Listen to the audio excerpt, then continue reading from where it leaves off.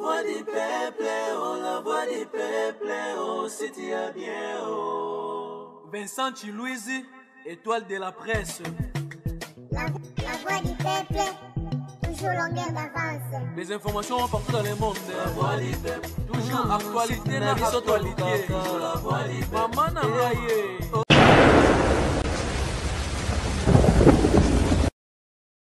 Salut, bienvenue chers amis téléspectateurs dans votre rendez-vous préféré, émission Tribunal Oyo. Toyara mingi mingi, ceux qui actualité à Rolo Bezali, toyara okabula ramaele biso na bino biso awa na biso ya ba télévision no bino na ba commentaire, to partageara boyi bino moko nini les kaka.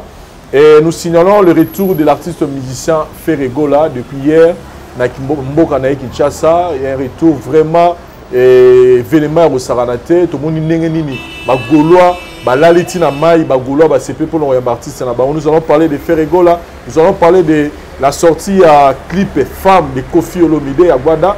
Oyo a annoncé déjà sorti album le 25 novembre. Oyo.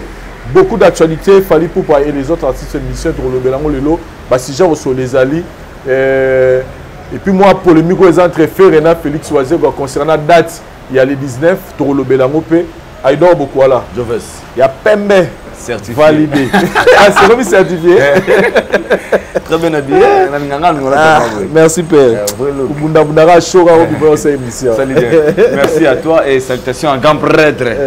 La voix du peuple, on va toujours nous ambassadeurs RRT, à la rapée surprise, donc nous sommes là. Et puis, il a vu que tu peux savoir le meilleur de nous. Voilà, citoyen du ciel. Comment on sait ça l'a bien fait. Et ça va bien. Il y a déjà l'eau là, pas de l'eau là. Et ça va bien fort. Citoyen du ciel. Bonjour à toi Vincent, bonjour à Idor, il y a Pembe certifié. Bonjour là-bas. Bonjour, bonsoir. Et dépend de Herbola Nabiso, abonné à la voix du peuple. Tout ça, car pour nous servir, bino na rate tribunal de Vincent Alobara. Tout ça pour nous bino. Voilà. Na retenir yo, Ferregola, lobi azongaki. Bisono stoyebi nengeni ni makambo elekaki. Déjà Côte d'Ivoire, tout le monde a gagné ya mamaki, tout le monde a gagné concert na eleki tellement kitoko. Là, kozonga Ferregola mbula makasi. Les gens même hyper babagi mais oh faire pena mais makamni ni faire mais les gens étaient surpris au monde à Marmeleki l'aéroport. Personnellement pour nayo analyse nous sali na kaya. C'était une grande joie. Tout le baron Ernest Ferregola, c'est un grand artiste de notre pays. C'est vraiment une grande joie au monde que Ferre a la fan buzz na Kinshasa, Gaulois, les Magité, malgré la pluie, Bayambi, leader na bango. Et puis il sautait même dans la vidéo, mon leader à l'Elaki, parce qu'il ne s'attendait peut-être pas à accueil wana, selon les tweets maramné qui est là. Et puis il ne faut pas oublier que Ferre a été si capacité. Hormis concert à Autobé, dans la prison, il fallait quand même accueillir Zala pour que et motiver. En même temps, on a profité pour nous présenter ma condoléances. Donc, il a perdre sœur Naé. Alors, tout ça de cœur avec lui. Vraiment, c'est très bien. C'est très bien. La CP là qui a Nzoto Naé, la CP a courage à aller dans tant a eu même parole pour nous na Willery sur Marambébélo, peut-être Lobela. Et ça arrive bien. Donc, Ferregola, bienvenue dans ton pays. Tous arrêtés la poste à Marambo et Zarabo. Musique à Congo, il fait tambour la Rabo. Et le fait que Ferregola Bengaki, fanatique nae, Yambaye, est-ce que ils ont mabé parce que nous sommes pas est-ce qu'il y a fallait aller Canada pour aller à Yambaye, ça le rôle c'est-à-dire pour la est-ce qu'il créer polémique le fait que Ferregola a bien fanatique nae bon, tu as vu moi la personne est tambour la polémique mais chacun a sa manière de communiquer. Si ceux qui m'ont personnellement à l'oba qui te yambaye mais il y a des gens au bas benga peut battre yamba mutuana et Ferregola soyez moko à senga battre yamba la manière d'ailleurs communiquer. Le plus important c'est que il a une force. Appeler les gens, battre se déplacer baya, c'est pas n'importe quoi. Il y a pas la téléphone bon. Ce gars pour battre pour battre ya mon aéroport il faut yo benga bango bon lobby yo peut benga batu comme ça ngolo yo yaki benga bango ba pe ba ça la plan pour voyager yo modèle biso to ya elo te boto ebanite na voyager na bengi ba membre famille na ngaba ba zwanga ba biso pe ba désister mais so ba ba ebele ko yambao c'est que oza mutu mo boza aimer et puis to ebine makambo ki nga na sepelande ko mo kende boye na oya pe na place ni zo kende na pas idor bokwala le retour triomphal de l'artiste musicien Ferrego là na Kinshasa na mboka na Kinshasa. Comment tu as trouvé ça? D'abord na une sengo na ba voler belé, voler liboso na moni CEO ya compagnie mo boy wazaki absent pendant très longtemps. Pendant absence na ba famille belé zaki na moi problème. Quand je parle problème financière pour les entreprises ba ko fonctionner sous té, concert zaki té contre zaki. Alors ces artistes bazan na bana ba pe na basi ba futa ba parler. Ma comédie na vie mo sous ndenge ba mesana ko za na ngote. Alors basi ba misé wana bana osambela pe nzambe pambol batela Ferrego la zonga pour activité zonga na parler mobile na ngai kana quelque chose to sunga bana to sunga famille et sengo na ngai zaki nono komona ba famille wana o bazaki na joie komona leader azongi o mobile na bango to mwana na bango to bandeko na ba ezexera pa na ye ba ozonga actif pour les habitudes to ba clair pendant son absence ces artistes bazaki sous en actualité ba kermesse betamia bango zéro ba concert betami bango betete voit même ezalimo ba mabanga mususu mon poso soki leader azali fonctionner ça différent na absence na et faire na sika pasi ngai tangi d'abord congolais na motema ki bomoto na oke sengo komona ndeko na ngai congolais de retour na mboka na o pe to wa ko zanga pe to mona ngwa aujourd'hui laisse-moi vous dire que Arkeli azali on a prison plus de 25 ans de prison ba espoir ne soit na musique ya mon avis na carrière na ye le ba pouvoir ba fanatique ne ba mona souyete batala belle voix na été batala succès na été batala niveau na été mais l'état est kangaika nul n'est au-dessus de la loi. Alors faire pas comme à coûter les camarades à bongo. Le grand idée que Sandy et qui va saisir était faut le merci to comme Sanzambe et on a c'est pas le moment où dans les la lobby motivation ba fanatique na. Au moins les lo ba fan ni wana baina esprit normal te baina esprit de filles. Baagi penza buende za bien. Sikoyo parlant on poser aux questions batumi ba lobby que concert et événement a fallu à Stade des Martyrs. On dirait et la musique sous pépé mora sika na musique à Congo et que le loba bon loba il y a maintenant une nouvelle génération de fanatiques. Les gens qui kala tous na fanatique à wengi musique à maison mère, tous na fanatique à BCBG.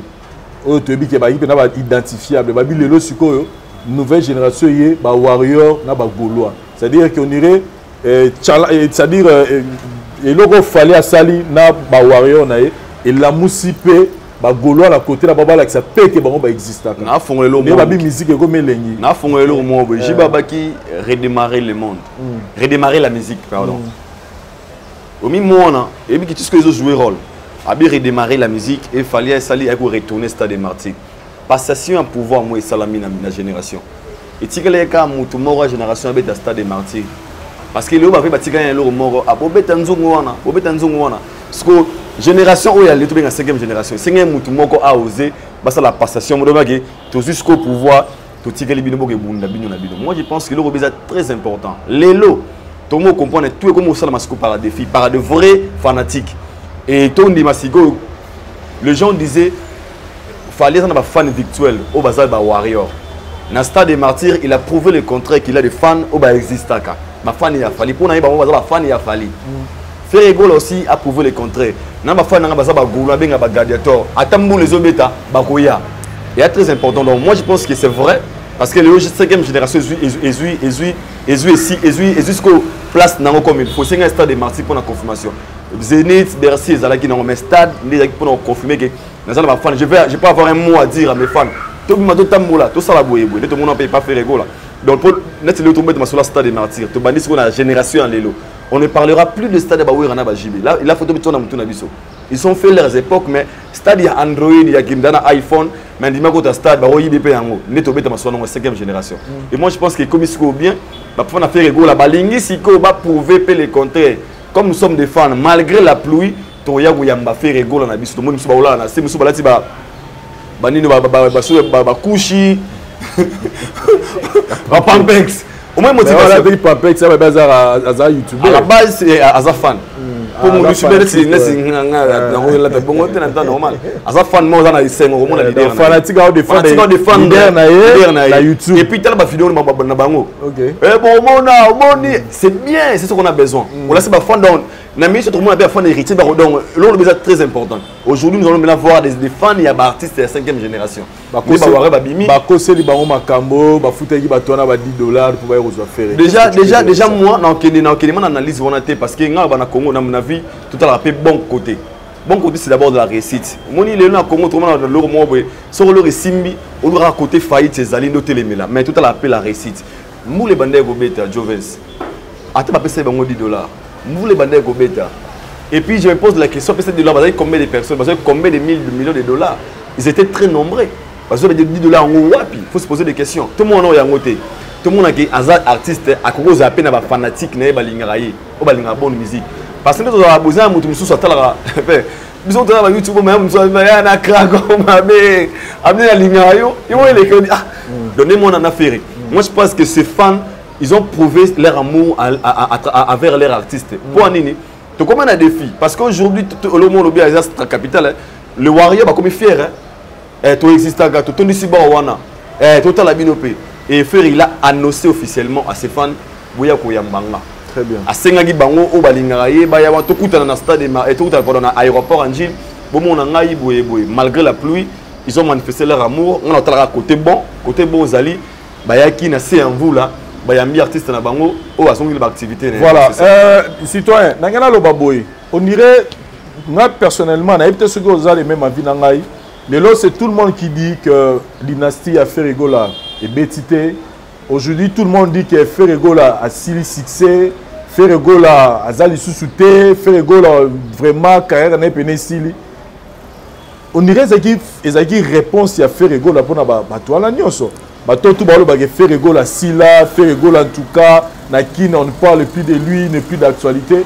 Ferre voulait peut-être montrer aux gens après ça va tout répondre pour na batouana. Tout le bagé faire a pessi ba réponse. Bon, le problème, il est toujours populaire. Le problème est qu'il faut dissocier succès à Ferregola na réussite album. Album normalement est souffrir dans ma bébé. Puissance toi bien on te le belango temps midi pourquoi? Album est souffrir dans promotion. C'est un très bel album. Mais et ça ligue tant album est bimi. Un petit golo marathon on c'est plan on ma bé. Bon attends yo rango. Tant album est bimi. Tant album est bimi. Après quelques mois faire en prison. Alors, comme tu reproches à rapper artiste mingi na entourage, parce que quand on a prison, ils ont excuse à promotion album ça maté.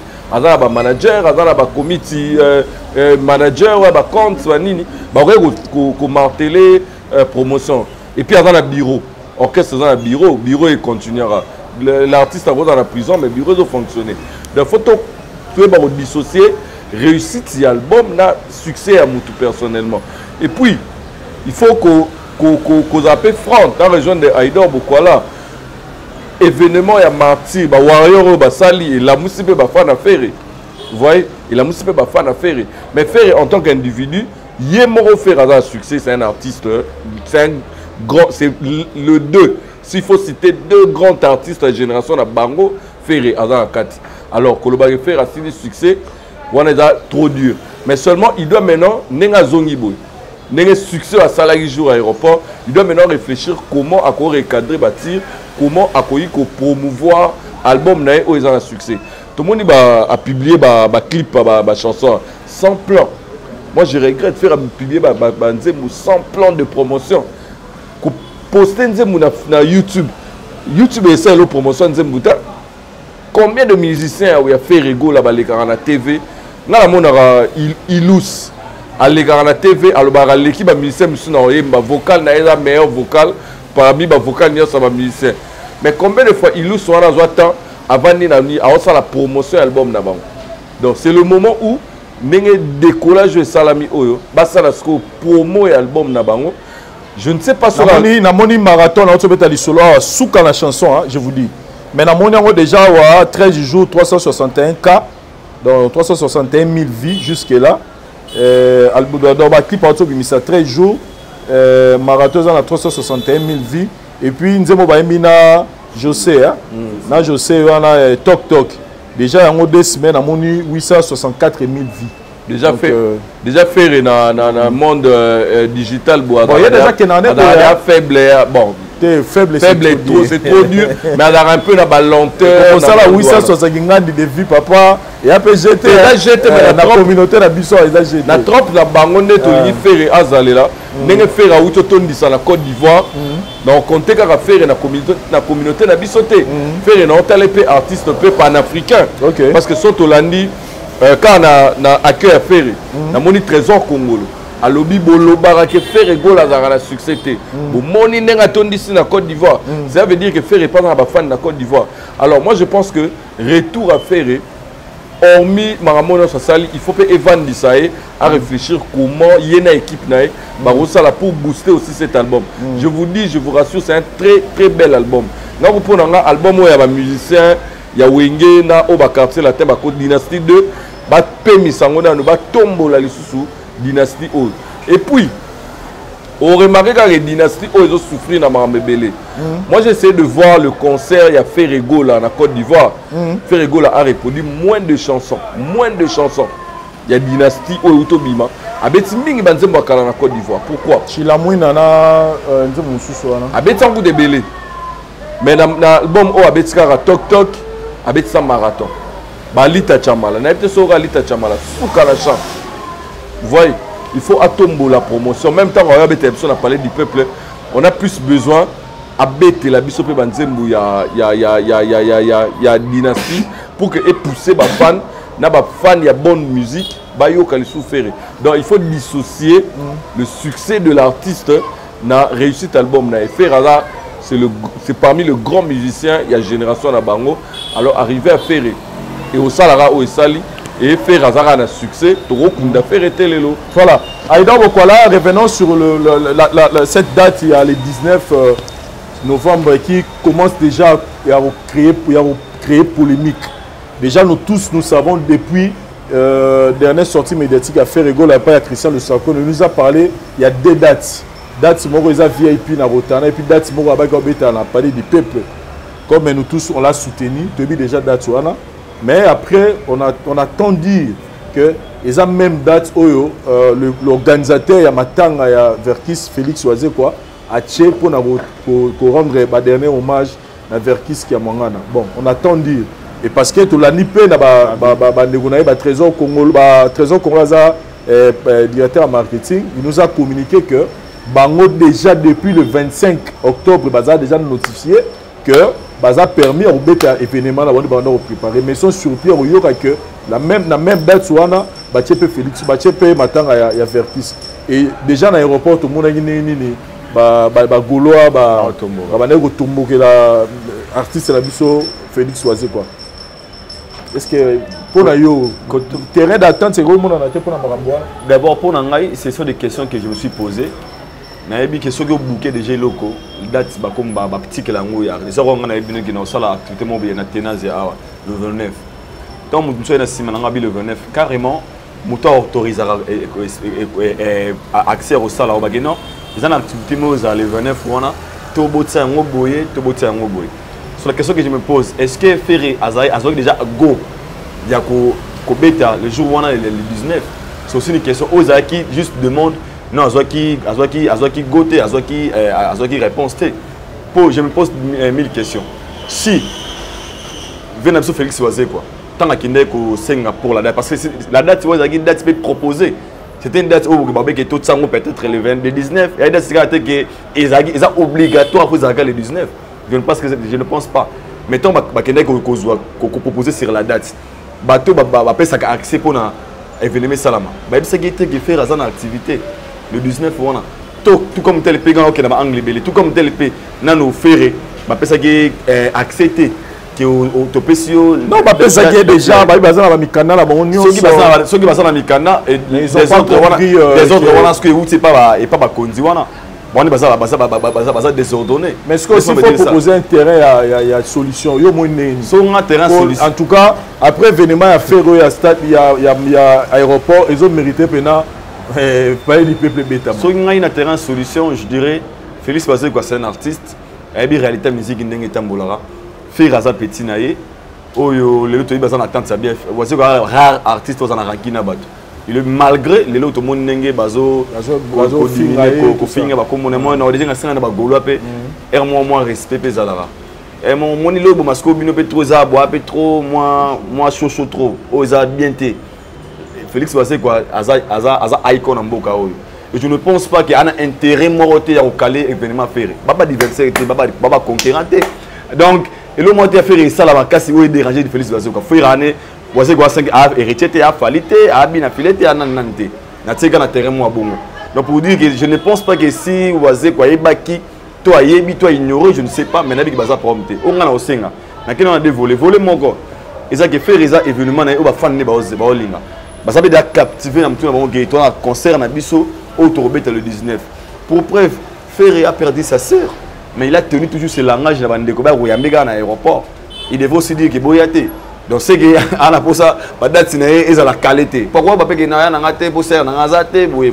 mais il a maintenu ça aye to moni ndenga ke salami concerné à lobby ils ont maintenu il y a les 12 alors ba peke alora na sœur na ngazate boye na sala boye mais tant à maintenir en yemo za na bible pourquoi même par rapport à ba date na ba pression na musique ta mon atelier de la réalité délai et moi je demanderai na waze qu'on a fait il y a fait na kina na volé moro vient na biso avec ce pas aza ambiaka aza ba papa ba vieux ba sala be trop na musique à Congo pour na respect à mémoire ya mowe ya fait na biso na singa mona c'est pas important où est la paix et si ka on a vie très bien pour nanga si c'était de ma part faire rigola na changer date là j'ai pas mon avis personnel pose à te que ah ouais ba kunda ba la vie so la qui fait pas non soit na okena na voler belé so ba la qui fait mais ça ndenge nini yo no mutu so no wana wo cheno pe tout temps le 21 tout le 22 tout le 26 et ça appelle le roté mais à cause à peine à calendrier mususu même si après le 19 à revoir voyager face à la boye va paramètre no swana et quand on s'est appelé na biso bazé quoi na faire c'est mieux ba solo là ba s'expliquer entre eux oiseau va expliquer faire que non vie ba boye 5 to kundé le 19 ça vient na yo et go changer pe le côté pour na tanga na be faire be voya parce que Zambia quand na biso faire c'est un artiste vient na sali trop na musique à Congo donc sa présence dans matanga est un peu important mais déjà les autres qui l'oniré voici qu'on est plus bienvenue sous la bienvenue pas mais non mais tout le monde y en a alors qu'on a appris selon Masolom Soutoyoka que voici aussi a beaucoup fait pour faire rigoler nous tous on le sait voici vous faire mal voici ma fait à faire rigoler dans le sens du mot et pour na babo il en a mon wéité tout grand dégât dernier hommage na ngana senga personnellement à faire rigoler songa au ticket le bon date le 19 bah to le livre na biso et puis au samota le 25 to date au monde aux allez important pour nga on a pris proposition personnelle pour na le baté que oh boy qui bakunda violinga beta concert boy donc là vraiment ça paraît que na tigeli citoyen on dirait d'habiter so ilanga mom na ça la constat wana on dirait frère Gola aussi bien combat trop dans ces derniers temps frère Gola qui fait sortir son album prison abimi prison Nemangambekei album est sur problème allez qui a bêti concerné bien en Côte d'Ivoire il qui ne grande sœur à Koufi et à chef date le 19 fois bêta à ce pays ça va fanatique naie ba intercaler ba date bon combat il un peu trop combatif Ferregola il est combattu ba va combattre il faut quelque chose à bon ils ont sera combattre faut bunana mutu c'est-à-dire Bitumba, c'est ma ramener et donc obstacle trop. Moi je pense que sur les combats, combien d'obstacles en fait. Obstacle peut-être. Aussi, on a qui est dans l'angle mususu, dans l'angle on a qui est déjà que la responsabilité à Marambo Oyo est plus d'un niveau administration et à parler du peuple. Pourquoi? Ce qui réellement équipe a fait écho de ça qui l'être.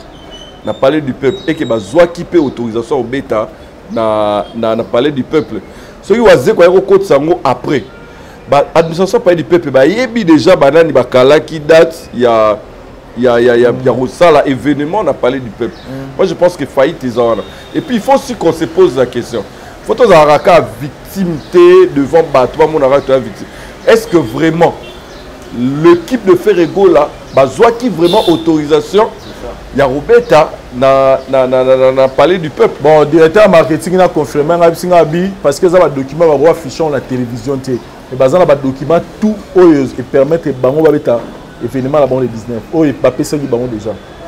bon on est à Vinae nous avons vu Fali bon la terrain comparaison c'est pas bien mais moi je pense que y a deux volets à responsabilité d'un côté à Assemblée nationale et puis si réellement besoin d'autorisation au bêta ou on a la responsabilité à Yanine.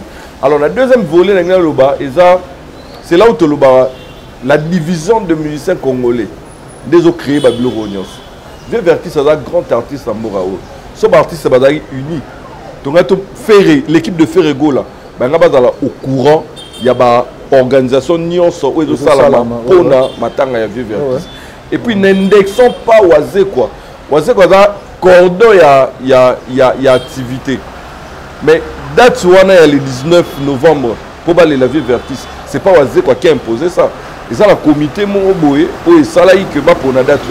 Alors, on a dit si les musiciens étaient unis et qu'il y a 4 organisations, même pas représentation, il y a fait Récosal, mais ce la communication, il y a Marambounion, c'est Banek au Salama.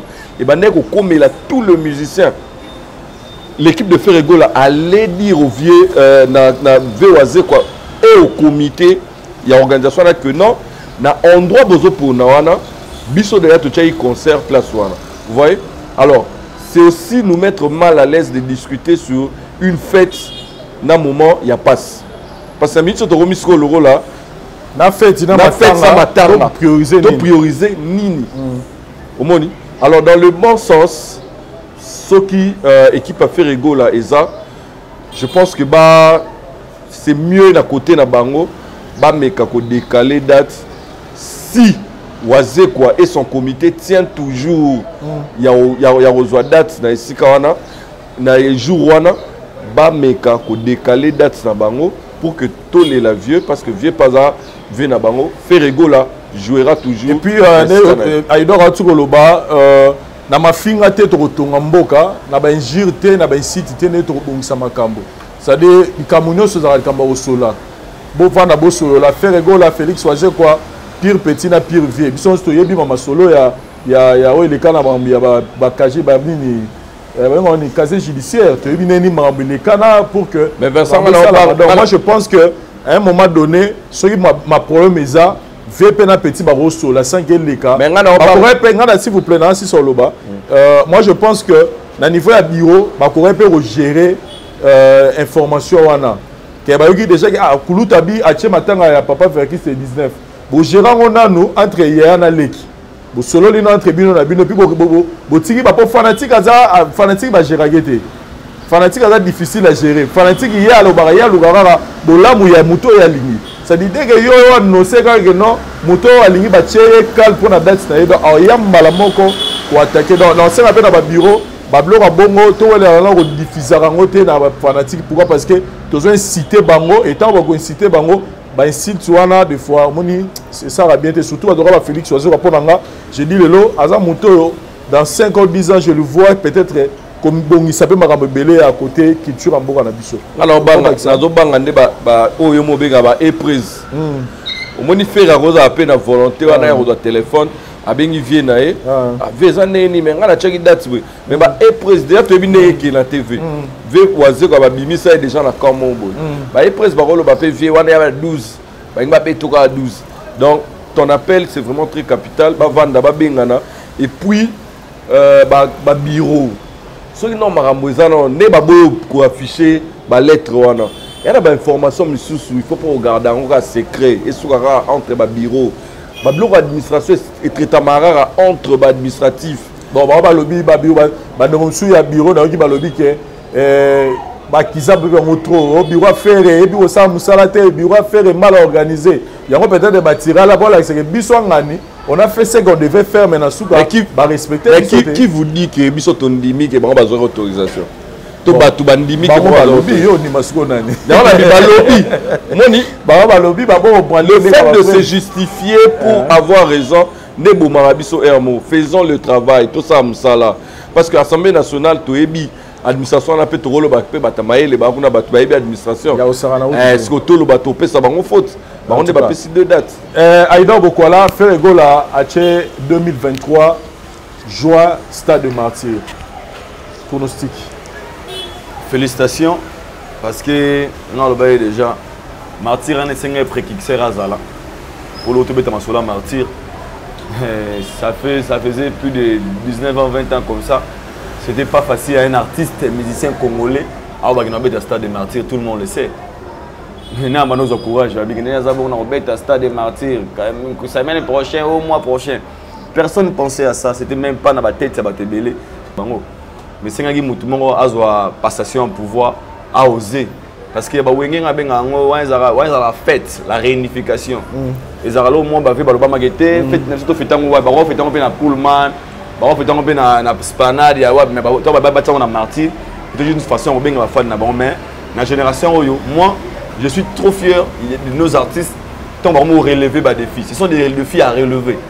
Parce qu'il y avait un moment, tous dans la maison mère, quartier latin, BCBG, nous avons trop orchestre. Dans le quartier latin, on avait Soleil Wanga, Fali Poupa, Gibson, Montana, Boué. Maison mère, Héritier, Ferré, Babindombe, BCBG, Miel de Somme, Rio, nous sommes. Miel na maison mère. Rio, Bakalouji, Bajide, Seguin, nous sommes. Alors, on a orchestre, on a mis ça, Bimissi Star. Maison mère, Bimissi héritier, Ferré. Donc, le succès à Weranson est comme partagé et pas banané à Bimissa. Nous sommes à Weranson, maison mère rien que pour faire rigoler. Tant faire ça l'orchestre directement à Longwe. Mais ça n'a pas de mouké à la maison mère. Oui, aussi la table à Wera. Et aussi la tête. Quartier la tête même. Nous demandons l'inga Fali, Gibson, Soleil Wanga. Tant qu'on fallait à Longwe, Gibson à Longwe, pas Longwe. Azao l'inga Fali même au lingo mouké à Kofi. Il y a cassé la tête ici la tête. Même à BCBG. Ando l'inga Million Abraham, Olinga Rio Zanan. Ah, Olinga Million Abraham, Olinga Kalouji. Tant que j'ai l'ongwe, afin de l'ongwe, ma bolingo zali. Alors nous sommes ezaki na katoba au fan il y a maison mère, au fan il y a BCBG, au fan il y a quartier latin. Mais dans cette génération, c'était très difficile. Il y a caractériser mon tout fanatique ya mutu. Donc on va tomber dans un fan victoire. Ndaba nana ba fan, nana ba gaulois, nana ba spiritas. Nana ba warrior, c'est comme si ça n'existait pas. Mais toi, pourquoi mais ça va concert à Bercy, pour te bien apporter un concert et bêtis, la distraction bayaka. Ah on a Congo, concert VIP, on le voit na Rotana, na Baboui. Mais toi, j'ai des fikines. Oh, pour un concert public, il faut avoir fanatique alors pour caractériser fanatique, il faut qu'on mette un dans le stade des martyrs. C'est 80 000 personnes. Oh bah il y a la bonne musique il faut avoir des fanatiques oh bah il faut relever des défis bah ça va aux populaires parce que actuellement Tomo Sola l'artiste le plus populaire de la 5e génération et comme il bongo et comme il bongo lelo la majorité plurielle ah c'est comme il bongo donne na populaire dans la 5e génération populaire en ça que robeta na bar parce qu'il y a un moment on testé un succès na bar abetara trop na boye ya betara na boye tout le monde c'est ça ma barre comme si c'est virtuel et comme si tout le monde a mis sur en live que na ça ba fanatique na signé et puis ma terrain faut zonga oh s'intéresse oh blog faut zonga donc génération comme maman va défi on et moi j'étais très content de voir Fali il a osé aujourd'hui ah il peut mourir un peu et pourquoi moi tu as ma vidéo on a voyé après des jours até Nzemba Elena c'est la fin na parole ba na ba fan Azam Moutou il n'a jamais testé succès à niveau na ayeba za Fali mais pour ba na succès à solo et c'est pas quoi dans stade des martyrs 80 000 personnes faut c'est na studio na 120 000 personnes et ba toi na pas il faut pas la fanatique non au fait l'été il faut en avoir fanatique c'est que le Wera ont fait à l'époque na ba JB Basala sur cette génération et moi je pense que tout le temps tester si un succès à Moutou on a succès bien sûr au betara Spotify au bas rimarangai au na sala boye est-ce que vous en la population est-ce que vous en la popularité na Congo za fier ba gene na zabongo na c'est le plus populaire dans cette génération ni babili balo sa na kala au concert ya Fikine na ngambo gono na beta pour Fikine ajana kala mudako bikobina na ayako kota Fikine asala ba mwambe akota na musique mais akota na concert na revanda pour na souhaiter mais ko signer yo moko il y a des films à relever moi déjà je félicite tous les artistes et musiciens au Bakosé. Il y a un concert. Et on aurait fait un lobby concert en juin. Mais il a confirmé ça encore, c'était hier.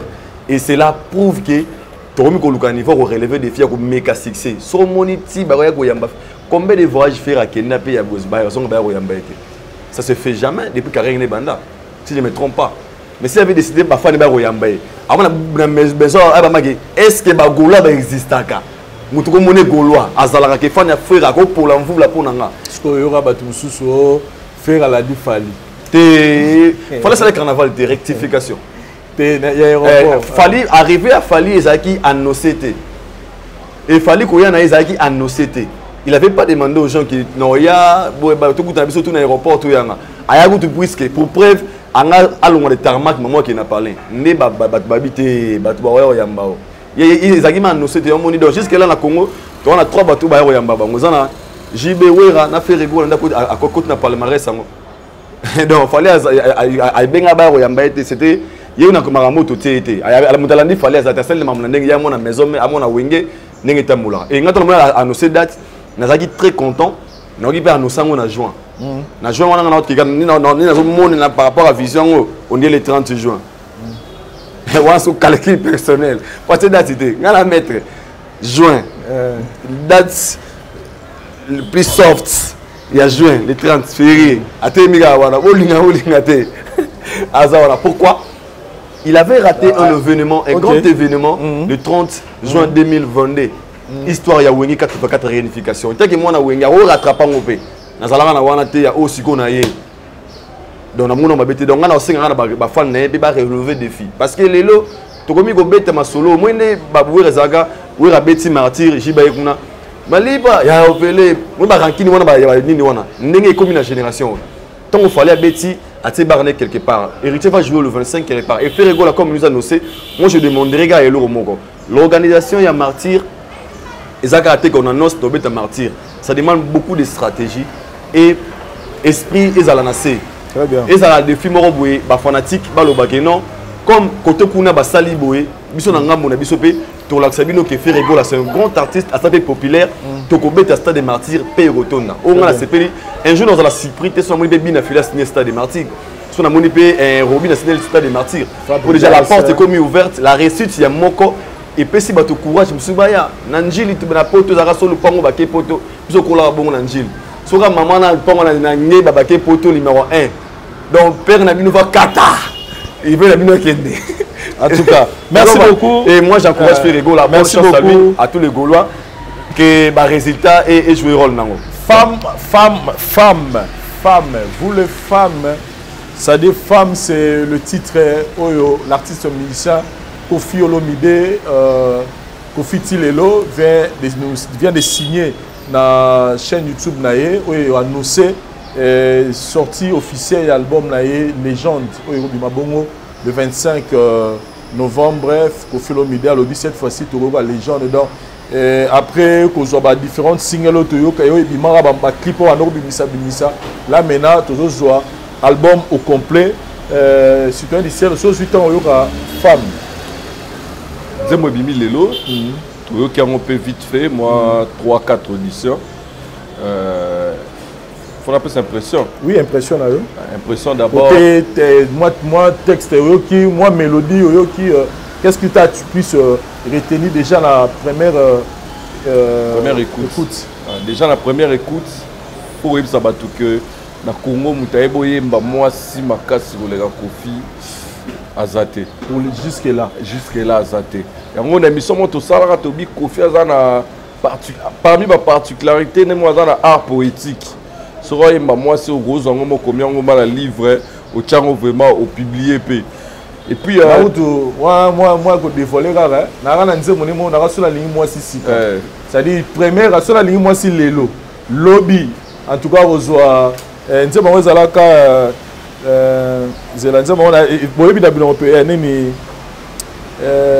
mbabula donc ça dit mbabula na zala sur la ligne moi si lelo lobby là to kutana ba pena ozobina mbabula bane banete sko na lobango siko ebilo ni nakutana nango jumsu na lobi moi ça telinga sika olinga Kofi et alors même pour la siko la tsela mo voilà donc Viens à toi, cher amour, Nama Kolonzamba Pesanga, donc une très belle chanson. Viens oui, maman aussi. Donc on vite fait, et puis tu rentres là, il dort. Il est au moteur élevé. En tout cas, il y a débat, il y a ma monotonie. La musique. Hein? Débat, on a fait ci là. Oh non, monotone. Oh, avec ta monotonie. Faut ci là. Chaque artiste a une identité, chaque artiste a un style. Sorogi Nzembo, oh, ya Kofi, malgré la sonorité, c'est Rabilo Rakala. Même ligne mélodique, Rabilo Rakala. C'est Kofi, biso lingage bongo. Alors, légende Oyo, Nzembo O déjà femme, ils ont l'accent que en 2040, à tête aux athées, bala na biso ba yo karo. Et on remplace les alora coucou. Parce que la première écoute sanga na yoki mélodie, na yoki parole. En tout cas, bravo au vieux Aguada, Dabolo King. Kofi Tilelo. Clip Koutou, rien à dire, clip très bien clippé, scénario bien, costume il y a bien. Donc dans Légende, ça s'annonce déjà. Les oya ma bébé. Tous de l'album voilà, tous de l'album voilà. Alors ça d'ailleurs moi quelques nzembo Légende, na ba Nino, na ba Nini mais oh ma biso tous se retrouver mala oh. Tous se retrouver dans la rumba pire congolaise. Aïdor Koutabi na dévoilé Abi Moutalegi violence ça, vieux Aïbo sa rumba. Aïbo taille rumba. Donc encore naï. Vieux Aïbo taille rumba. Classique. Vieux Aïbo taille rumba. Aïdor quoi là et là on a ce que c'est petit singa na clip en oisa. Ne va le baro Kofi alinga pena su ko fula ba musicien a été.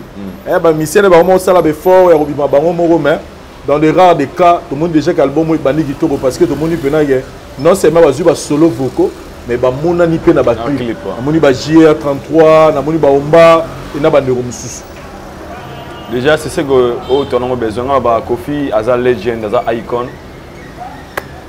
Auto ba na rosenga etro to ba sala ba star.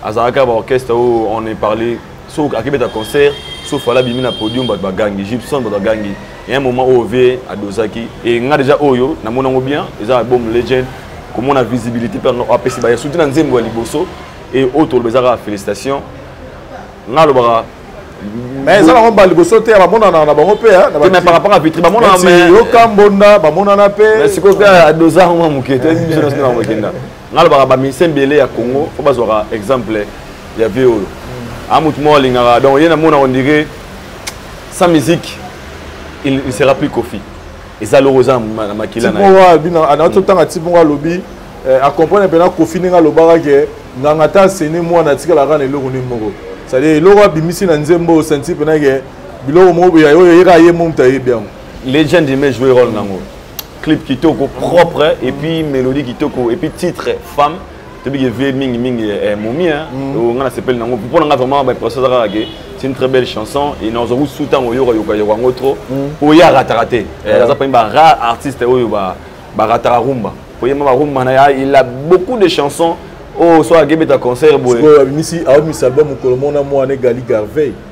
La musique c'est nga ba batike Galaxy ne papa na musique moi na à la raté la musique dès que ça vous avez exécuté vous avez la compétition l'ima que aux alara sa game donc moi na à la raté tant vous avez la musique vous avez le moko compétition comparaison des artistes parce qu'il y a ba hits bon ba premier deuxième troisième quatrième et ba de rosa Kofi ba au premier vous avez coloté sur beti bien bon to les sur beti bien vous appelle na CA Gali to na CA mais vesi koni na bi Gali alimbisa aboate ove azama kelele Kofi na ba singa ba Nzembo mo il peut être tambolaki ba singa pe Nzembo ayimi pe na Gali yango na légende ba biza maman na Nzembo et c'est que toi simbrera ta te mutaboa ka mukolo mbongo aye ndape ça gaz fabuleux c'est lumière et ça Kofi Olomide en tout cas chers amis téléspectateurs allez vous abonner à la chaîne Kofi Olomide et regardez le clip Femme où ils ont déjà mis en ligne je pense déjà 4 ou 5 heures de photos sur l'émission et puis bon qu'il y a une plateforme sur le téléchargement bon ça la précommande na bino bon somba musique ya Congo ya Kofi Olomide mais album le 25 décembre pourquoi pas ya Gali Garvey na ba nego tout ba bimisa Nicolo citoyen du ciel parlons de Fally Ipupa after Stade des Martyrs on nous annonce déjà des dates là déjà bah dire que événement bana Lubumbashi baro zela Fally Ipupa kuna after concert. Comment tu vois Fally Ipupa lelo? Bon, il reste là déjà Tori annoncé déjà qu'il y a un album maison le 2 décembre. Tout ça gâté à papa le 25 mois l'idée. Et là maintenant comment tu vois Marameso Kenine? Il reste Fally Ipupa égal à lui-même, il respecte sa vision. Il nous avait dit que Stade des Martyrs, ils avaient faire partir dans le calendrier à tourner. D'ailleurs, moi j'ai vu encore des dates, j'ai vu Angola, j'ai vu Gabon. Donc c'est comme ça, un artiste professionnel, sur Asali et Loco, il faut aller à quelle étape nous. Alors, au Bissoto Zela, nous attendons l'album Formule 7. Oui, au Bima, le 2 décembre, si je ne me trompe pas. On attend ça avec impatience. Entre-temps, à continuer de tourner, nous avons un tribunal pour décrypter faits et gestes, activités. En tout cas, Fally Ipupa reste égal à lui-même, comme tous les autres artistes au Beta. Kofi Beta aux États-Unis, il va continuer sa tournée. Il viendra ici, il va jouer, faire ego là, pareil. Moi, je pense que l'événement Moroté et Kanga, événement événement, quelle que soit sa grandeur, quel que soit l'impact dans l'eau, quand vous avez une vision, il faut continuer sur la même lancée. Et nous les souhaitons seulement de bonnes chances à continuer et puis à gérer toujours carrière. On est bien pour que tout le Bappé lobby, Fally lobby, Kounande, Tozo Barakofi. Voilà. Et déjà, date c'est ça déjà, pour faire continuer de tourner le 20 novembre, donc d'abord le 13 novembre, Africa Music Megastar Live à Houston. Le 13 novembre, le 20 novembre, à Washington DC. Je pense qu'il y a plus Pedro Lexaborota en haut. Donc il est là, il continue ses tournées. Le 27 novembre, à Los Angeles. Donc je répète, le 13 novembre, à Houston. Le 20 novembre, à Washington DC. Et puis le 27 novembre, à Los Angeles. Donc, Bandeko à Los Angeles, à Washington et puis à Houston. Préparez-vous déjà, Koffi Olomide arrive pour Sabino dans différentes émotions. Donc déjà, Bandeko à Los Angeles, déjà vous avez le 27 novembre, dans le 25 déjà pour rejoindre à l'homme Nabino, les gens depuis Rosala, vraiment faites mon ennemi. Aïda Bokwala, na zone pas na yo, par rapport à la vidéo, il y a internet, j'ai reçu beaucoup de gens. D'autres dans la vidéo, il y a pasteur Denis Lessi, nous trouvons un pétage dans la boîte de nuit avec des filles, ma fille bazar, copine et la bateau. Bon, moi ils font dans la bon, ils ont monana, ils ont vendu la mibali tout ça. Bon, on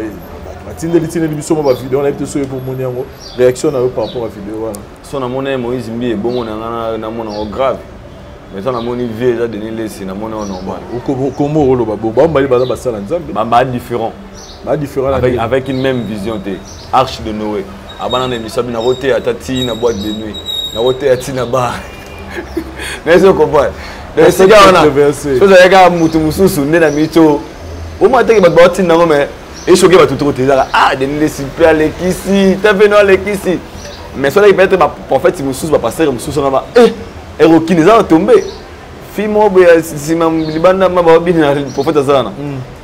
Ya ko lobano na yaki ko sala musala ngana ko sa playback. Al no sange logo de mission na yamba bi.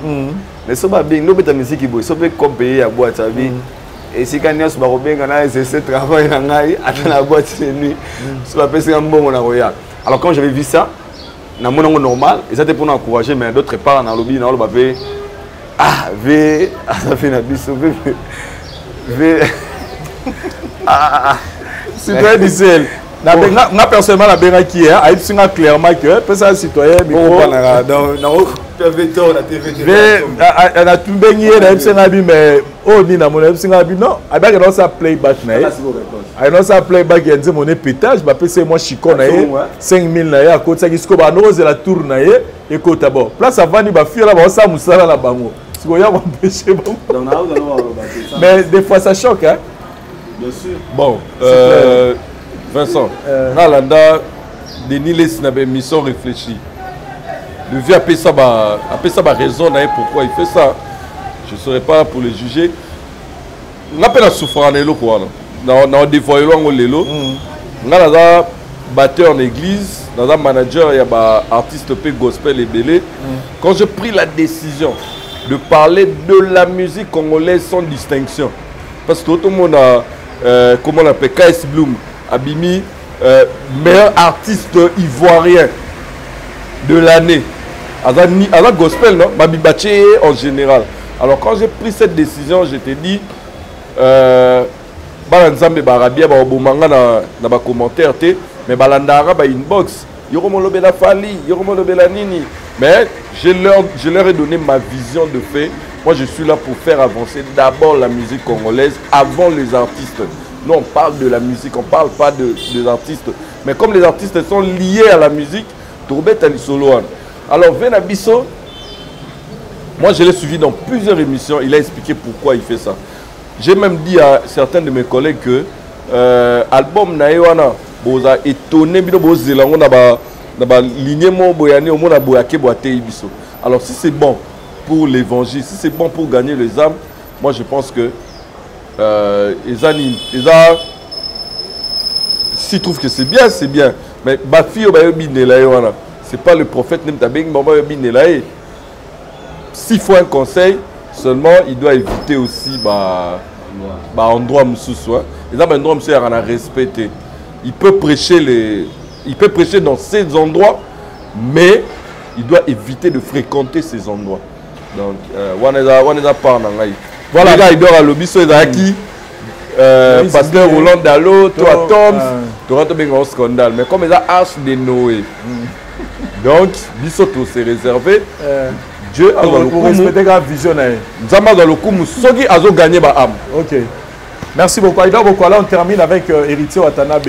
Le 25 décembre, dans le stade des Martyrs.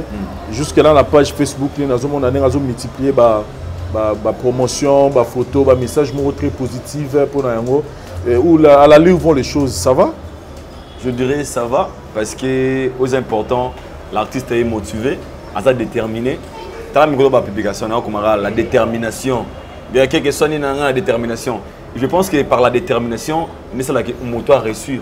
Moto a déterminé la vision, la ambition, target, et nous, étant que Congolais, Pandisango, nous sommes alignés derrière la vision. Et nous sommes fanatiques. Ce jour-là, Héritier Watanabe a démontré que les spiritas existent. Et les spiritas, on va accès bolingo, on va commander histoire ensemble. Parce que là, c'est une façon. Maintenant, on attend comment histoire avec ton artiste. Comme les Golans, ils vont écrire leur histoire avec Ferregola, comme les Warriors ont écrit leur histoire avec Fali pour pas. Nous, on a spiritas, on a histoire, on a le 25 Héritier Watanabe. Nous, on a à multiplier la stratégie PBL. Et si comme on a fallu à quoi qui n'a pas méga pour échapper à au moins il y a qui malamu et pas fallu pour pas à copier c'est ce qui aussi et même ça va congolais so bien au ça le là yé pour nanini après ça la guerre ils allons copier coller et c'est qui tue. Mais moi je suis sûr et certain, Héritier c'est un gars très déterminé. Il avait osé, il y a ça concerne et album même date qu'il fallait pendant que les gens ne croyaient pas à Héritier Watanabe, si je peux dire, tu sais le terme. Le 18 décembre 2020, Eglaté, est-ce au Coca? Et le jour où on a compris la force d'Héritier, Tilelo, Azobeta, Nakata Congo. Et moi je pense que comme il l'a osé, dans le 25 décembre, je suis sûr et certain, si ses fans sont déterminés à relever des défis, et puis ça, la 5e génération Stade des Martyrs, pour saluer derrière vision, promotion, il y a bien, publicité, les Kanzamba Sunga, sponsor, il y a bien, il y a costaud, et puis ils ont 2500 francs seulement. Et 2500 on a normal, le VIP c'est à $100. Et on a aussi rectifié un Joves, le Bétro. Ce jour-là, c'est Héritier qui va écrire son histoire. Tout le monde va soutenir. Parce que les logos comme faux, non, mon langage va vendre trop. Va soutenir. Non. Les Ouérans, les JB, ils n'ont pas besoin, ils sont obligés de soutenir. Et moi je pense que le fanatique Héritier, virtualité. Est-ce que vous êtes populaire dans le Congo? Va se manifester dans le spiritas, bino de bobeti Héritier concert wana. Ezate que pour les autres Congo langage mo bois. Bo ekobete sindi bekomi abawera mbasala kabeta concert wana bien. Et ngalingi langage wana elongo na mutu ya batu. Héritier a affronté événement yé moko seul. Oh linga soutenir yé ezalwa ba complément.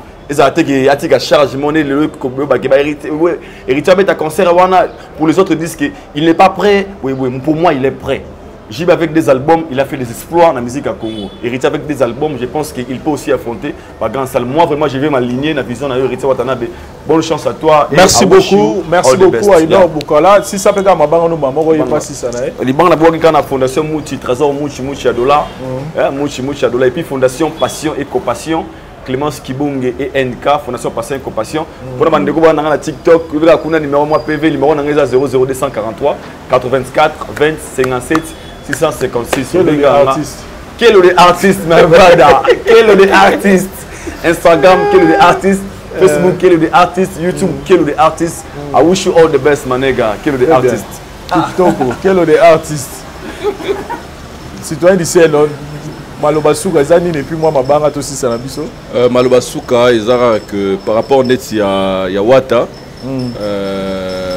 moi je pense qu'en ces moments, il faut tout ce mois d'août, tout ce mois plus qu'au bêta. Est-ce que c'est le moment que tu as accompagné? Et puis je lui demanderai à associer Batunion, na fête Toya. Et puis s'il y aura des soutiens, il y a des artistes musiciens, ils ont l'obligation, ils ont des conditions, mais ils aura des devoirs. Parce que tous les artistes, il faut soutenir art. Et puis pour terminer, Sarah Massalangai, Kevin Kobar Katumba, na Houston, le Venabiso, Kofi Olomide Azoya, Salon Rando Salara, encadré par Maramande Zalara, pour que Houston on a Mobimba, Yom Tosimba na Maboko, Neo Salara pour les artistes Nyoso, Luka Via Guada, Monana et Salon Rando Salara, et au Sala bien. Mote Mingi na DG, Popol Chongo, Nabi que d'ici là, il y a déjà Mabela Schengen, tous les plan la mission des Zalaraka, Vincent Pazawa, et puis Mote. Aïdor Boukola Péazawa. Il y a PMB certifié. D'ailleurs, il faut sur la DG, il faut Aïdor un espace dans CSTV. On reprend faire l'espace vraiment et au sein là bien pour l'avancement de la chaîne. Il y a maman la biso. Maman la première dame et au sein bien. Voilà, merci beaucoup citoyen d'Issel, merci Naïdor, merci à David Wantessa, merci à Parouze et ça au caméraman Assurier, merci à abonné sur la voie du PV Botali Bisso, Bané Bandetti na Souka, pour la Bisso en tout cas, tout le monde à une prochainement. Bye.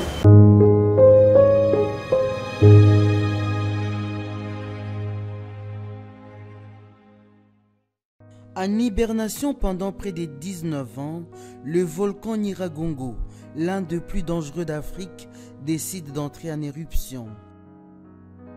Très vite, le ciel change d'allure. La soudaine couleur rougeâtre qui semble émaner des nuages annonce le sinistre. Plus de 600 000 personnes évacuées, laissant derrière elles toute une vie, leur habitation et leurs biens. L'Asbel Initiative Plus a été l'une des premières organisations à accourir vers les sinistrés pour une aide. Pour les plus vulnérables de tous, les enfants des 0 à 10 ans et les femmes enceintes, Marie-Olive Lembe Kabila a instruit son équipe à mettre un dispositif de distribution de bouillie, une pâte constituée des nutriments nécessaires à la croissance pour prévenir toute forme de malnutrition. Maman Olive Lembe Kabila Kabange a identifié 3 catégories de bénéficiaires. Le premier bénéficiaire, ce sont les enfants.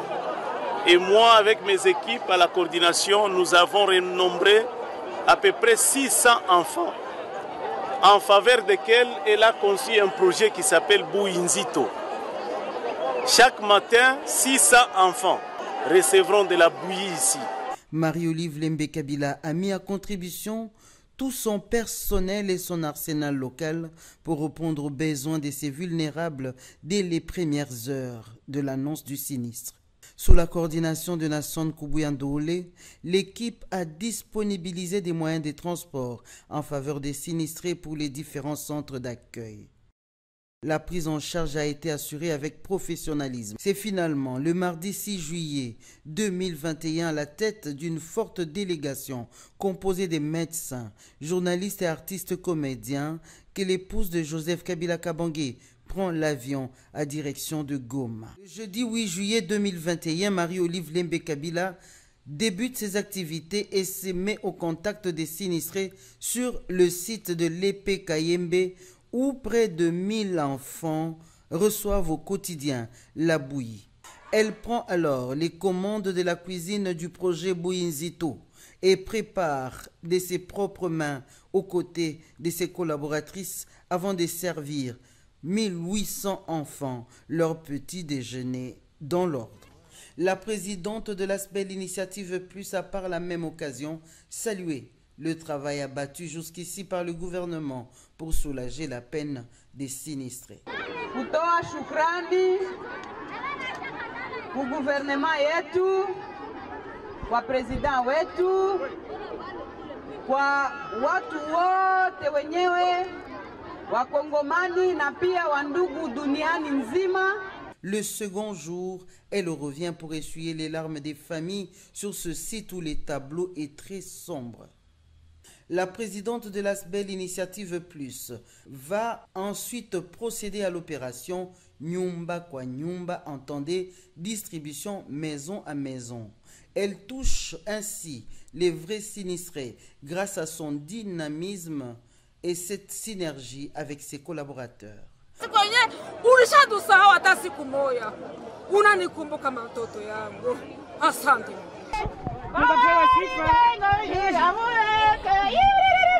Au terme de cette activité harassante, après son passage sur les lieux du sinistre pour palper l'ampleur des dégâts causés par la coulée de la lave volcanique, Marie-Olive Lembe Kabila annonce la plus grande surprise.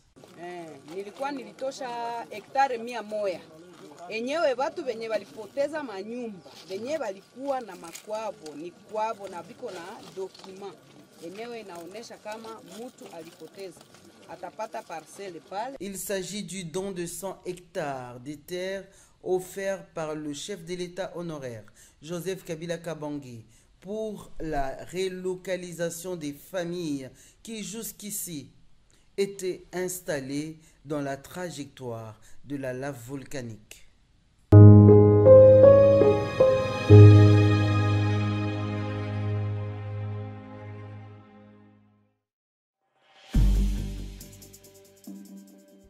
C'est vrai que la classe est la différence, mais cette fois-ci, la classe en chair et en os à votre disposition. Et c'est là à travers le Flat Hotel Tenasia. Le Flat Hotel Tenasia met à votre disposition des appartements équipés de chambres et suites avec un confort moderne. Une salle de fête moderne pour toutes sortes de manifestations, anniversaires, fêtes de mariage, réunions et autres. Pour ceux qui adorent la restauration, il y a un restaurant VIP à votre disposition. Un nightclub pour les amoureux de l'ambiance responsable. Un service traiteur de renom. Et pour ceux qui adorent rouler en sécurité et en luxure, le Flat Hotel Tenasia met pour vous une location des véhicules des marques. Le Flat Hotel Tenasia se situe dans la commune de Lingwala sur l'avenue Kalembelembe numéro 256 à 2 minutes de l'avenue Libération ex-24 novembre.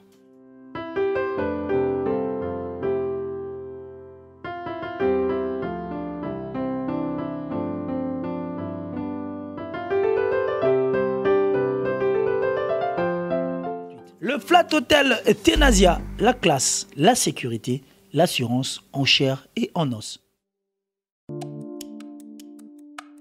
Mbote na biso bandeko, ngai Dr Pichu Tondele, naza pharmacien en formation, naza formation na université à Kinshasa, na faculté à pharmacie, et puis na sali ba master na niveau ya université Marien Ngouabi, pe na niveau ya Canada, na transformation des agro-ressources et puis préparation de cosmétiques thérapeutiques naturelles. Dans le œuvre dans laboratoire CRMTA ou ezali laboratoire médecine spécialisé dans la production de phytomédicaments, c'est-à-dire qui c'est à partir ya banzete na biso ya Congo. Qui c'est nyonso o bozomona ara na CRMTA et subir essai toxicologique et puis essai clinique ou et ça la différence na biso na ba tradi parce que et subir quand même moi étude et puis qui si on est na CRMTA ils allaient homologuer la ministère de la santé, c'est-à-dire ils ont la autorisation il a mis sur le marché na niveau ya mboka et puis libanda ya mboka. Bakisi oyo tozo produire na CRMTA et koki kokomama na n'importe quel médecin partout à travers le monde. Dans le laboratoire CRMTA, nous avons deux branches, branche cosmétique et puis branche médicaments.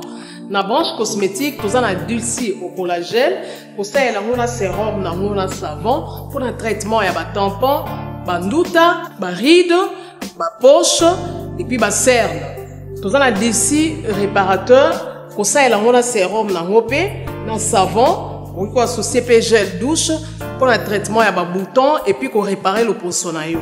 Nous avons dulci cheveux, pour ça, il y a un huile, un shampoing, pour un traitement de cheveux abîmés, de cheveux haut et baby, de cheveux colorés, ils allaient ko botisa suki noki et puis ils allaient ko retarder repousse ya ba cheveux blancs. Tous a pena parfum na biso o to sali à base ya banzete na biso ya Congo. Spécificité na ngo ils allaient ko kitisa yo stress na kati ya nzoto. Na branche médicaments, tous allés na méamycine, sirop comprimé, ou ils allaient kis na biso ya ba mib, ba levure, ils a anti-poison, ils allaient ko traiter ba problème nyonso.